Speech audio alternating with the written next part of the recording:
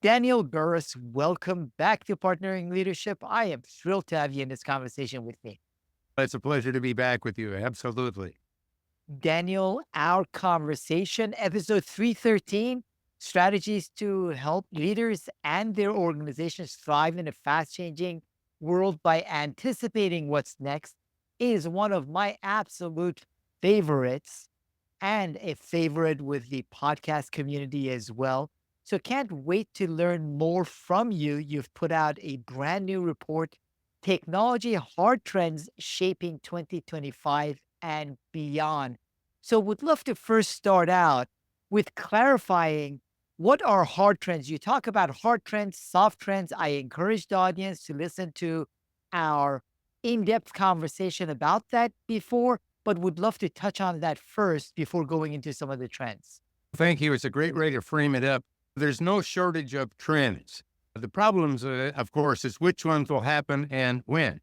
And one of the solutions I've came up with over the years, this is based on decades of research, is that all trends fit into one of two columns. They're either what I call a hard trend based on a future fact. Now, what I mean by a future fact is it can't be changed. If it can be changed, it's not a hard trend. But if it is going to happen regardless, then we know it's a future fact. The other kind of trend is a soft trend. Now, that doesn't mean it won't happen, but it's not a future fact. It's based on an assumption. It's an if or maybe. And again, it might even be likely. But when you're planning your future and you're doing strategic planning, being able to separate the things we absolutely know will happen from the things that might happen is really important. And secondly, when you're innovating a strategy, whether it's a personal or business strategy based on certainty as low risk, uncertainty as high risk. Hard trends gives you two big benefits, many, but I'll boil it down to keep this kind of short. One is it lets you see disruptions before they disrupt, turning disruption into a choice. I just want you to have a choice. And then secondly, it lets you see problems before you have them so you can pre-solve them. Most of us wait until we have them and then crisis manage. I want us to be opportunity managers. And the thing I love about a soft trend is if you don't like it, you can change it. You have power over the soft trend. Those are malleable. You can move them around. You can shape them to your advantage. Putting them in those two piles is really important. And one other little element, and that is a trend by itself is academic. In other words, so what? That's why a lot of people don't spend time with them. The key is you have to attach an opportunity to it. When you're talking about a hard trend, all right, what's the opportunity for you? When you're talking about a soft trend, what's the opportunity to shape it to your advantage? There's a couple of things I just shared. All trends are either hard or soft, and they have to have an opportunity attached to them. There are three key categories of hard trends. One is demographics. For example, in many countries, not all, but in Europe, in the United States, in Canada, not in Mexico, we have an aging population. And there is a lot of future facts we can distill from that in terms of people retiring, that we have a shortage of doctors, we have a shortage of nurses, we have a shortage of bus drivers, we have a shortage of jet pilots. And by the way, those of you that were reading my reports back in the 90s and early 2000s, I was easily predicting that because it was a hard trend with a total curve on it that you could predict. You can get the timing right. And then, of course, we also have, this is the one that's a little bit freaky for most people, but it's regulations. And all governments have regulations of some kind. So, for example, will we get more regulations around cybersecurity? Yeah. Why? There's some hard trends at play, but there are others that we can debate. So I like to have a list of what can I be certain about, and then what actions can I take. So the report we're going to cover now, I publish at about this time every year, been doing it for many decades.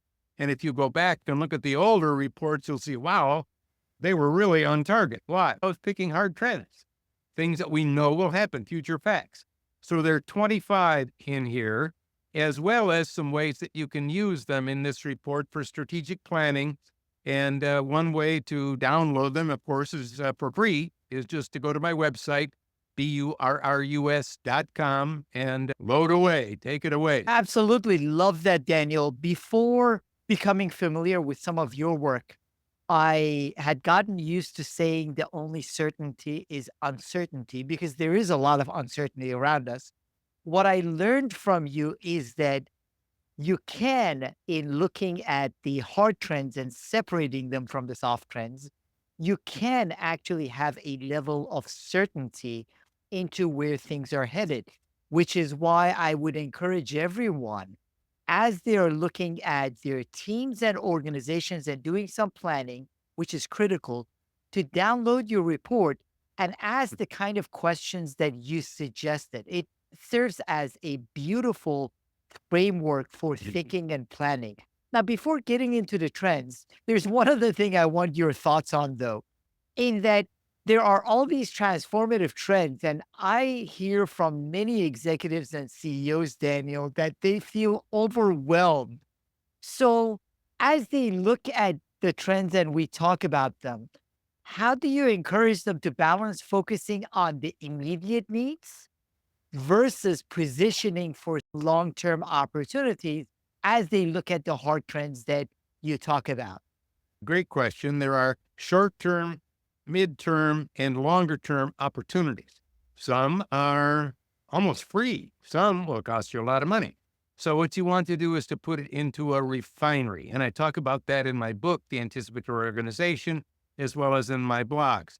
So the idea here is, first, let's ask ourselves, what can we be certain about? Like you said, there's a lot more than death and taxes. What do I know for sure? And again, the opportunities. And what you'll get is a list. And executives will say, wow, I got a giant list. Don't stop there. Hold it. Hold it. Now we got to put it into a refinery. There are a lot of things you could be doing. You don't have time for that. There's a lot of things you should be doing. You're not even going to do the should do's. What are the one or two must do's that if you don't do it, you are in deep trouble? And what I want all executives to think about doing right now is to become positive disruptors. Now, I use the word positive on purpose. When you are disrupted by someone else, you're forced to crisis manage, put out fires. I would call that negative disruption. But I would like you to choose to be the disruptor, creating the transformations that need to happen to elevate your relevancy and accelerate innovation and growth. And there are tools to help you to do that, to be positive disruptors. Why do I focus on tools and technology in this 25 Trend Report? Because technology lets you do things that were impossible before. Let's face it, just a couple of years ago, kids weren't using ChatGPT to do their homework and a whole lot of other things. So we're doing things today that were impossible just 2 years ago. By the way, we'll be doing things 2 years from now that are impossible today. And what I want you to do is, I would like you to know what those are, because this tech trend list is giving you this big list. And again, big lists never get done. I would like you to define opportunities. And if you're taking notes while I'm talking, write down your opportunities, and then you'll put them in a refinery going down to, what are the things that I can implement to get the biggest return with the least amount of investment in the shortest amount of time? So the most return in the shortest amount of time. So put it into a little refinery. The reason is, I do want you to think long range and to plan long range, but I want you to get success now. You might look at all of your business processes and you'll say, God, I could transform every one of them. By the way, if you don't, your competition will. What do I want you to do? Don't pick all of them. You will never get any of it done. Pick one, the one that will give you the biggest return in the shortest amount of time, and work on that one. One of the hard trends you talk about is that generative AI is going to be driving a productivity revolution. What do you see with respect to generative AI's impact? First of all, if you or your team is not using it, you're making a big mistake and you're falling behind rapidly. You need to be using it. And the gateway, the thing in a mid-size and larger company to keep you from using it is your IT department. Because your IT department is saying, can be used to do bad things. We'll give you Microsoft Copilot. Now you've got it all. By the way, you don't have it all if you got Copilot. You have some. So what I'd like you to do is to implement one of my strategies, and that is to take your biggest problem and skip it. Now, how do you take your biggest problem and skip it in this case? And that is use it on your personal devices, not on your corporate devices. If you're using it on your personal device, your personal phone, your personal computer, now you're not part of the IT department and you can't afford not to. And as a matter of fact, I have a report. You can go to AIstrategyreport.com, download another free one where I go through the top 5 AI tools in a number of categories, because I've reviewed over 1,200 AI tools and I'm giving you the best ones to use. Pick one or two that will let you personally experience this productivity revolution. So very quickly, productivity revolution is we're going to get you 80% to what you're trying to do in less than a minute. By the way, that's productivity. But that last 20%, we need you. Now we need you to vet it, to humanize it, to add story to it, to do all the things that humans do best. We are at the beginning of the biggest productivity boom that will cover, frankly, all levels of the organization. It is going to be really transformative. I already see it with some clients, Daniel. There are lots of challenges that organizations are having in implementing it. But I want to focus on another point that you also made in that generative AI is essential. It's going to lead to a productivity revolution. However, it's also become the shiny object where everyone is purely focused just on generative AI. So it should be going back to a point you made in the previous conversation, which has stuck with me. It's and not or. So, yes, work on generative AI with increasing the productivity in your team. And there are other hard trends that organizations need to be paying attention to. I call it the both and concept versus the either or concept. You see, when something new comes along, we think we have to do either this or that. But the reality is it's this and that. And AI will impact everything you're doing. Yes, but if that's all you're focusing on, you're missing big opportunities. For example, one of the 25 is, I call it the datification of everything. Now, what does that mean? Thanks to the Internet of Things and wireless and wired sensors that are becoming very small, you can get data from anything you want. Now, the key is, what would you like to make intelligent? Ask yourself that question. For example, if you live in a cold climate, you probably have had your car battery die right at the wrong time. It's very easy to put a sensor on that battery, Bluetooth it to your cell phone, and have it call you a week before the battery dies and say, hey, I'm going to die in a week. You should replace me.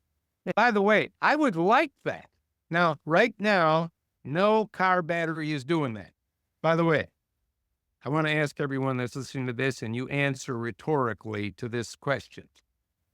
Will we never see that happen? Well, you already know. Yes, we will see that happen, because if it can be done, it will be done. I'm named in dozens of patents as the initiator of the concept because I've shared things just like I did right now. So if you start using these tools and look through this tool list, in this case, the datification of everything, there's a couple of things you want to do. Number one, what do we have now that we should make intelligent? In other words, get data from. Look at everything. By the way, you'll find more than you thought, and it's easier to do than you realize.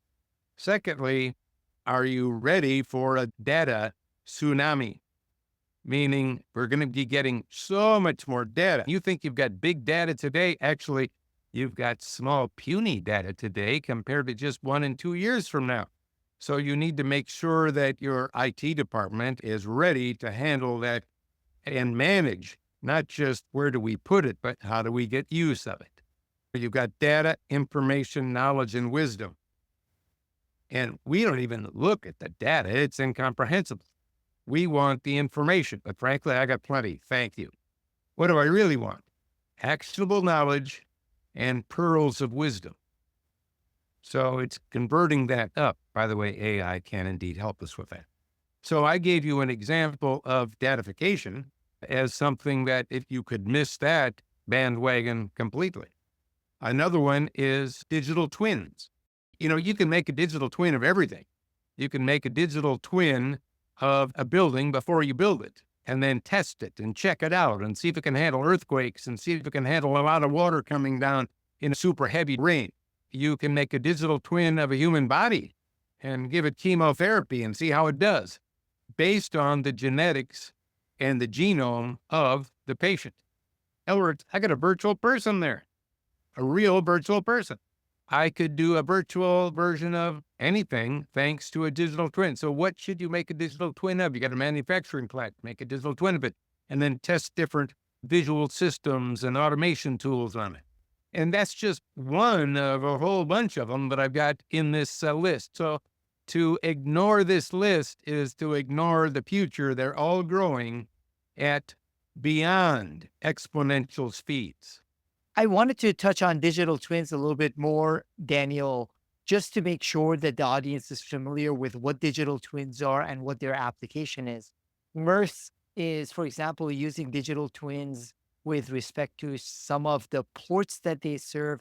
And just earlier today, I was talking to a client where they are in the drilling business and they are building digital twins of the platforms that are being built. So, do you mind taking a minute explaining what a digital twin exactly is so the audience can visualize what would be the potential applications of a digital twin? Think of it as a digital clone, if you will, or copy of whatever it is that you are wanting to copy or create a digital twin of. In this case, let's say that I'm building one of those giant floating things that you see in the movies and maybe you've seen in real life. But there's some innovations we could try, but we have never tested them on an offshore rig like that. Let's create an exact copy of it before we make it, based on all of our designs, and let's vary the designs. As a matter of fact, I might use AI to ask it, we want to perfect this design and use some innovative approaches. Give me some examples. And it may give you some examples, but there's a level of risk in that. I've never done it before. Let's try it out on the digital twin and see if there's a failure, see if there's a problem. I can also travel in time on a digital twin, meaning, all right, now I've created a digital twin of this platform. Everything is working. This new idea I put in there is working. Let's ramp it up to 5 years from now and see if it failed or not. Well, you can go in the future with a digital twin. You can go way out and say, actually, when does that failure happen? Actually, it happens on year 3. And why did it happen to that digital twin on year 3? Let's move forward in time, take a look at the platform when it failed and see why it failed. Wait, we got to change how that's connected. Then let's rerun it. Oh, now it didn't fail. It kept going. We can solve predictable problems before they happen so that we can move forward faster. This is going to change healthcare. It's going to change education. It's going to change everything. It is incredible for anyone who hasn't seen it. I keep thinking about the quote, the future is already here. It's just not evenly distributed. There are organizations that are already doing this, and the applications are broad. What I find a lot of times is people hear, for example, of an offshore drilling company using a digital twin, and then automatically assume that's the only application of it, as opposed to reading different examples and then being able to be more expansive in their thinking of it. What we do is often we make the mistake of saying, nobody in our industry is using digital twins. I think I'll wait and see. But a wait and see attitude is really not good right now. We're in transformational times. So here's what I would say. If no one in your industry is using digital twins, start smiling because, oh man, that means the opportunity is even better. And then what am I going to do? I'm going to look at, all right, who is using it and how are they applying outside of my industry? And what you're going to do is find, well, all of a sudden you're going to get applications. Matter of fact, you're going to find out there's conferences on digital twins where companies share the best practices of how they're using it. You should be attending those conferences. You see what I mean? So what we do is we attend that which we know. But the reason I'm putting my hand like this, it gives you blinders. You can't see what's going on. We need to take the blinders off and look outside of our industry to see how people are using. And we've been hung up on digital twins. But again, we could be talking about anything from this list. Absolutely love that, Daniel, and couldn't agree with you more in that part of this transformation, more than ever, is going to cause these perceived industry barriers to also come down. For many executives, they've been used to perceiving things as industries. Those barriers are coming down first and foremost. Second of all, some of the best lessons can be learned from organizations that are not in your traditional industry or what you perceive as that. So I love those thoughts. Now, related to digital twins, you also mentioned augmented reality. I want to marry that with robotics, how augmented reality, robotics, and automation will reshape, most specifically, work. That's another wonderful thing I love, and that is you take one or two or three of these 25 hard trends, these technology trends, and put them together and see what you get with your industry. In other words, it's like a mix and match. And as a matter of fact, there was an old, I don't even know if it's in existence. I don't know if I ever actually watched it, but I know it's called the Wheel of Fortune, where they would spin this wheel and it would come up on something. Actually, the real Wheel of Fortune is to put all 25 of these technologies on there and spin it a couple times and write down what's coming up on top and then asking yourself, okay, how can I apply those four things? And all of a sudden, bingo, you're going to start to see answers. It truly would be a Wheel of Fortune. So in augmented reality and virtual reality, let's just separate what that is. Virtual reality means I have to close myself off from the real world and go into a virtual world. Usually you've got some kind of a headset on. It could be the new Apple device or one of the others that Meta and some of the others are selling right now. And it is amazing what you can do in there, but you are sealed off from the real world and you can do a lot in there. But then there is augmented reality. And that is where you are not sealing yourself off from the real world. You can see the real world, but you're also getting data. Now, we don't have yet glasses that are like normal glasses that are light and thin. They're getting close, and we're going to have that very soon. But from a business standpoint, already you can get something that looks a little geeky and does pretty well, where you can get data overlaid in that. And by the way, what does the future tell us? What's the hard trend? Lighter, better, faster. Everything's coming out faster, lighter, better. We're going to be there. And I love augmented reality because it's easier. And here's what I mean by that. If you're creating virtual reality, you need a team to create real life visualizations and do the graphics and get it all put together in a package. So that no matter where I look, I'm in a real world. That's a lot of processing. That's a lot of programming. But to have data that is coming up at the speed of need when you need it, overlaid over what you're looking at. Wow. So let's say that I am going to be installing a new hot water heater and I have no directions on that. I can go in and I can see the hot water heater and all the stuff I'm doing, but I can also get the how to do it. I can have the video play over here in the corner if I want, or I can have a little do this and then check that. You could use it for anything. So these tools are truly transformative. The way I would look at it is going back to your Wheel of Fortune analogy is as executives in any kind of organization, rather than initially being dismissive and saying, no, it's not going to impact us, is to take the time to think, where are the applications and how could the applications be used in our organization and our industry? Now, one of the other things that I hear often, Daniel, is sometimes people who are leading small or mid-sized organizations say these are the purview of larger, more established companies, or they are for tech companies. How do these hard trends relate to organizations of varying sizes, including smaller, more entrepreneurial organizations? They fit any size organization without question.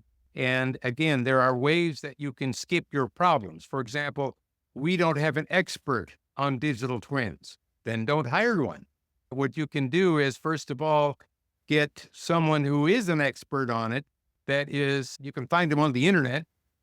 They're all over the world, and have them work for you, not as an employee, but as a consultant. In other words, that's an inexpensive way to do it. If you find it's really powerful, you might find a small startup that you want to acquire.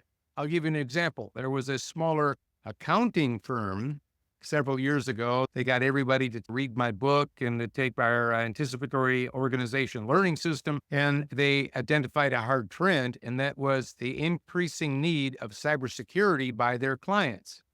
And their clients were small and mid-sized companies. And cybersecurity several years ago was mainly the big companies. There wasn't any tools for little companies. And they knew that was a hard trend. It would become a bigger need.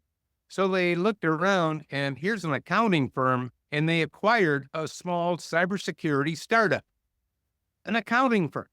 And within 12 months, it was the most profitable division they had, brought in all kinds of new accounting customers because they had this amazing solution. In other words, instead of saying accountants don't buy things like that, it was, no, how do I become a positive disruptor based on the hard trends that are not only impacting us, but are impacting our customers, so that we can see new opportunities, take advantage of them. Also, when it comes to AI, remember I mentioned my AI strategy report, a lot of those AI tools, which are very powerful, $20 a month kind of tools. Hey, anybody can afford these and can do pretty amazing things. And you've got many different tools that do many different things. So instead of saying we can't, let's start with we can. Absolutely. And another subset of my audience, Daniel, are people that work in government, quasi government organizations, large nonprofits, associations. Which one of these hard trends do you see impacting them the most? First of all, whether you're in a government entity or a nonprofit, you can run, but you can't hide. These tools affect us all. So they impact everything. You have to ask yourself, what do we do? What services do we provide? And probably there's a web of things. It's not just one thing. You got to rely on somebody getting here and doing that and doing this and doing that. Look at the list and ask yourself, where could we add intelligence to lower costs? Where could we create a digital twin to test something out to see if it'll work on this fundraiser? Let's create a digital twin of a fundraiser and see what would happen, and make tweaks on it until we get the bigger funds donated. And then let's have the real one. I mean, you can apply all of these things. So I think we can accomplish far more with far less. As a matter of fact, there's an old saying, probably your employers ask you to do this every year, and that is, we want you to do more with less. And by the way, next year, we'll want you to do even more with even less. Well, how can you do that and get to know your kids? And the answer is, you need a productivity boom. So this impacts all of us. So let's have an open mind as we look through this list. Think about not just your function within your nonprofit or within your government job. Think a little bit bigger, because you know what? If you learn to think a little bit bigger, you'll elevate your value. It is a tremendous opportunity for individual executives as well. Couldn't agree with you more in that this is an opportunity to see how you can add more value at a transformative time in organizations. If you're leading the organization, by all means, read these 25, have conversations around them, talk about the relevance and the potential impact, potential uses for your organization. If you are not, you can still think about their relevance in your role and how you can add value with it as well. Daniel, I know these 25 are all like your babies because they are all hard trends. But if you were to say which one you believe will be the most transformative over the coming years, would love to get your thoughts on that. And which one could be the same or different you think is most underestimated or people pay the least attention to? They probably are paying the least attention to right now. It's towards the end of the report, and that is synthetic biology.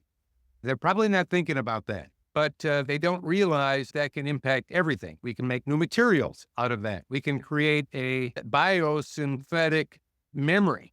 We can create so many pharmaceuticals. What you can do with biomanufacturing is amazing and transformative. But we might overlook that because that sounds like it's a real niche and it's for biologists because it's got bio in it, or you need to be a geneticist to make sense of it. But if you start taking a look at it, as a matter of fact, one of the associations that is outstanding at going through how companies are applying it in a wide variety, agriculture, everything else, it's SymBioBeta. And just do a little Google on that. You'll see they have conferences. They probably are at the top of showing how to apply it. So that's one of the most underlooked at. We probably would pass on that. But I'm saying, I don't know if I'd pass too fast. Secondly, the one that's probably going to have the biggest impact is AI, in that it touches everything. And when you have a productivity boom, it is a productivity depending on what you're doing, which applies to every profession, every role. So if you're in HR, you're in sales or marketing or head of quality control, whatever it is, productivity boom, bingo. That is something we need to be taking part in right now. And I think the biggest thing is going to be, I used to call it symbiosis, but it's a little too technical. In the animal world, in the living world, symbiosis is where two different creatures come together and need each other to exist, but they're separate creatures. And we're becoming that with AI. So I call it now augmented thinking, where I'm using AI to augment my thinking. We'll probably have a little thing in our ear. You won't be able to see it. Matter of fact, we'll 3D print a picture of your ear hole on the outside of it, so it'll look like you got nothing in your ear. And you can talk and you can just ask questions and you can get it. So here's the example I like to give. Oncology is the treatment of cancer. And right now, AI knows more about oncology than any living oncologist. It studied every single test that's ever been given, every chemotherapy that's ever been done on a global basis, every skin thing that has become a cancer. It has looked at everything and it knows all that. If you have someone that you know that has cancer, I'm going to give you three choices. Choice number one, a really great world-class oncologist. Choice number two, just AI. Choice number three, a really great oncologist that has access to AI. Bingo, there's the future.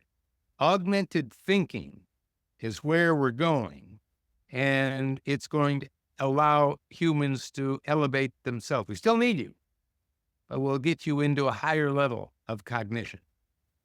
It's a beautiful vision for us to become not just more productive, but much more capable when you think about the potential of it, Daniel. Now, my audience, Daniel, are energized leaders, listening in, learning, and you do a beautiful job at challenging, teaching, getting people to actually act rather than listen and just say, wow, fascinating, and move on. So, would love for you to throw down a challenge to the audience. In addition to reading your report, the 25 hard technology trends shaping 2025, as well as the AI report you have, what is a challenge you would throw down to executives, CEOs and leaders that listen to this podcast? A lot of us feel like we got to go fast, but in order to go faster, you're willing to slow down and think. Use this wonderful tool that we were given called our head, and let's take a look at what are these opportunities with the idea that, let me put out a rule for you.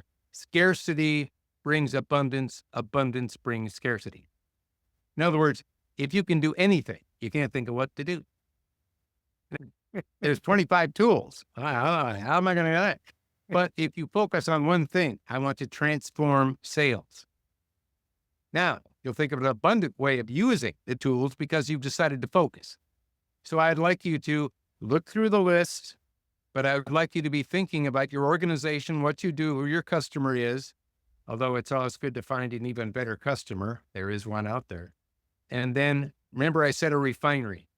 Get your list of opportunities going based on these hard technology trends. Remember, a trend by itself isn't important. It's the opportunity. Make a list. You'll get a list. Refine it down. Get rid of the could do, should do's, one or two must do's. And then here it is. Use the certainty of the hard trend to give you the confidence to make a bold move. And ask yourself, what will happen if we say no? What will happen if we don't? And I believe you'll decide to move forward. What a beautiful challenge thrown down to the audience, as well as the thinking to approach this with. I absolutely love that, Daniel. You put out outstanding work. I can't get enough of it. Lots of great reports, all of them free. Where can the audience find out more about these reports and follow your thinking and work? Well, you can actually find both reports by going to my website. It's burrus.com, BURRUS.com. And you'll see the 25 Tech Trend Report you can download right on the front there. Again, if you want that AI report, you could also go to AIstrategyreport.com and pull that one down. Also, I've written literally thousands of articles and blogs. You could search that. You can follow me on LinkedIn. I've got over 1 million followers there. And I think the reason is I share a lot and give a lot because I believe in abundance. And my goal is to get as many people on planet Earth to be anticipatory versus reactionary as possible. Because in today's world, if all you are is a fast reactor, no matter how agile you are, and when change is moving at beyond exponential speeds, agility is good, but not good enough. You need to become anticipatory. And that's where you start learning how to use these hard and soft trends to your advantage. Beautifully said. Really appreciate your brilliant insights. Thank you so much, Daniel Burrus. It was my pleasure.